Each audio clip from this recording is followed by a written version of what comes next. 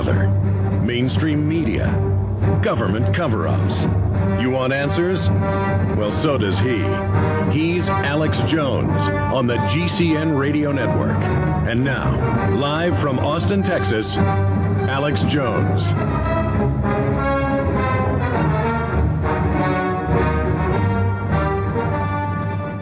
So we kind of poo-pooed it, and I find this to be really disgusting in a way.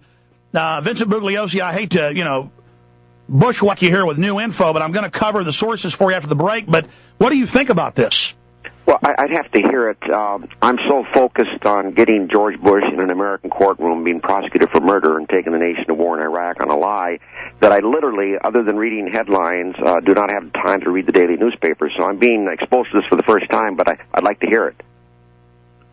Okay. I'd like to hear the tape of it. Absolutely. We're going to do that. I tell you what, John, move that to 2 minutes, 20 seconds in when Hirsch starts talking on the stage. That is the best place to start this, and we're going to go to break, and some stations join us after the break, so that's good. We'll have our full audience then.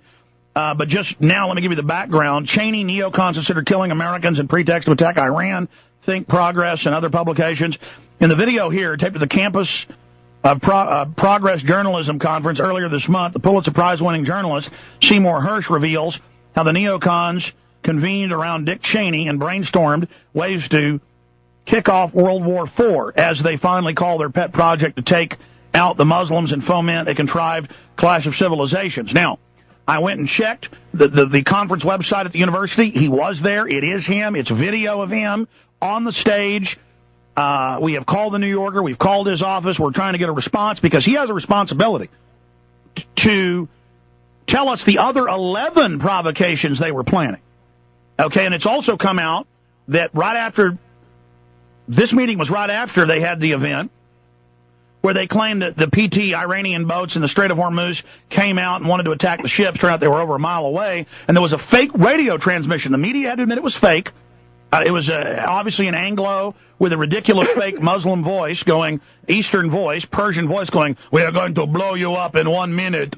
And then it turned out, quote, "Oh, somebody was joking around on the Navy radios." Okay, yeah, that's a cover story. Vincent Bugliosi, we're very honored to have you. I didn't mean to spend 4 minutes doing that before we have you speak. I just want to give you as much info. We'll go to a 3-minute break and come directly back with the full clip for Vincent Bugliosi so he can give us his take on it. Just unbelievable, ladies and gentlemen. Vincent Bugliosi is our guest. Stay with us.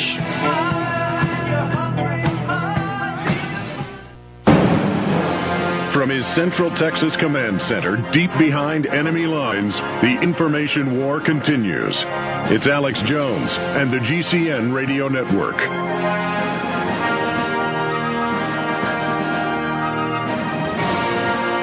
During the break, because we already played it last hour, I played the audio, part of the audio of the full video that's up on Infowars.com right now.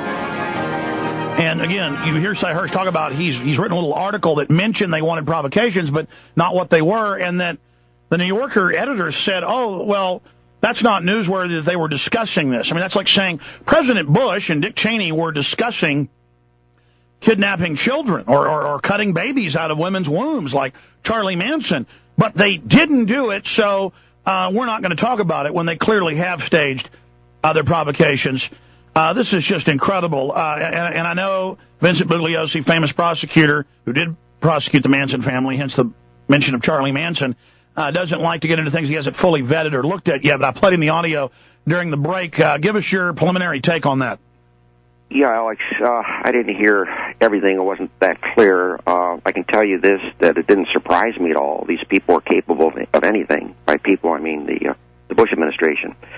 But I would like to have either a transcript of this meeting that took place between Cheney and who else, or someone having written the minutes or a memo on the meeting. It would be a little stronger if we had that. But it's totally consistent with the Manning memo that I talk about in my book, The Prosecution of George W. Bush for Murder, where Bush himself, not just Cheney, but Bush himself is talking about how to provoke a war with Saddam Hussein.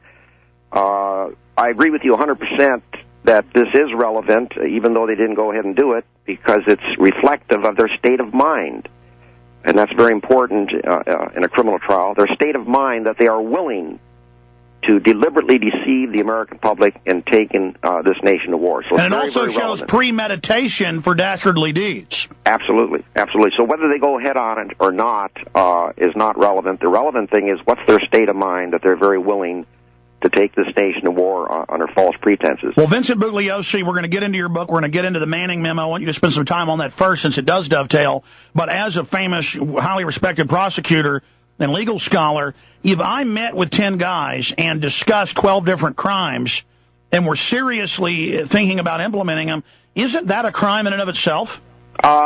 Not really. It comes pretty close to it.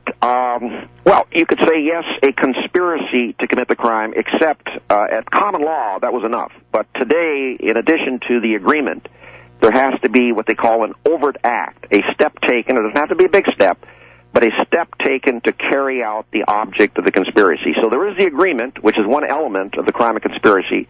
But here, if that's all there was no overt act to further what they were agreeing to do. But it's enough for a major investigation, is it not? Oh, absolutely, absolutely, absolutely, of course. It shows that they wanted to take the nation to war on a lie, but there has to be some step that they take in furtherance of the object of that agreement, and I don't hear that here. Even in the Manning memo, we don't have that. But we do have Bush showing that he wanted to take the nation to war on a lie. And tell folks about the Manning memo. I mean, not everybody is aware of it like you are, written a book about it. Tell us about it. Well, the Manning memo is just one piece of evidence that I present in my book to show that George Bush is guilty of murder, and it shows his state of mind that he wanted to go to war on a lie. The date was January the 31st, 2003, and by the way, we're not talking about the Downing Street memo. No, that's a totally different memo, and it's kind of ambiguous, and if I prosecuted Bush, that would be offered, but it's not strong enough to go to war, to go to a trial on. Yeah, that's telling the British, fix intelligence, we're going to lie, but... Yeah, but that there was no source for that, and it's a little ambiguous what fixing the evidence means. It could mean creating evidence, which would be very, very serious, or it could mean cherry-picking, which is a lot weaker.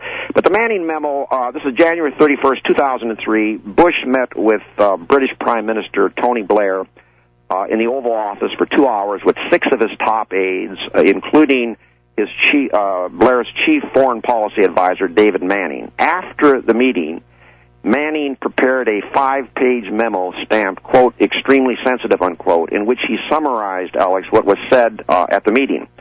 And among other things, he said that George Bush, not Blair, but Bush, was so worried about the failure of UN inspectors to find weapons of mass destruction in Iraq that he talked about 3 possible ways to, quote, provoke a confrontation, unquote, with Hussein, one of which, Bush said, was to, quote, fly U-2 reconnaissance aircraft over Iraq, falsely painted in United Nations colors. And Bush said that if Hussein fired upon them, he'd be in violation of UN resolutions, and that would justify our going to war. Now, here we have, Alex, George Bush telling the American people, telling the world, that Hussein was an imminent threat the security of this country, but behind closed doors, this small man was talking about how to provoke Hussein into a war. Now, if Bush honestly, and let's italicize the word honestly, if he honestly believed that Hussein was an imminent threat to the security of this country, which is the main reason he gave the American people for going to war, by definition, the thought of provoking Hussein into a war would never, ever have entered his mind. I was on the Dennis Miller show a couple of weeks ago. Dennis fell hopelessly in love with the Republican Party at the time of 9/11, and I poked fun of him in my book. And I said, Dennis, you're defending George Bush at his trial for murder, and the prosecutor calls David Manning to the witness stand to testify to what your guy said on January 31st, 2003.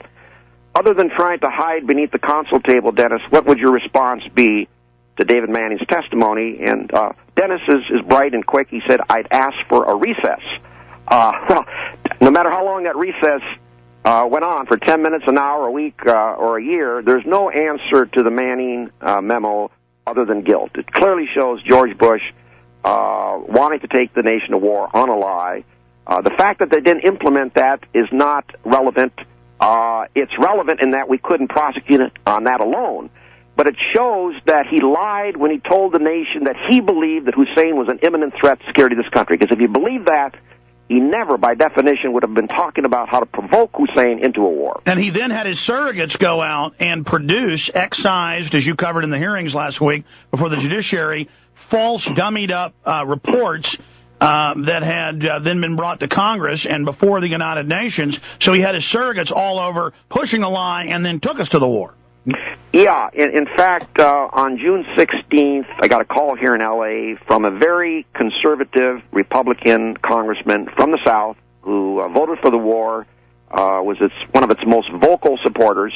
I'm not giving his name right now because he's running for re-election, but he told me that come November, he wants to be on my side, hopefully when George Bush is indicted for murder. In any event,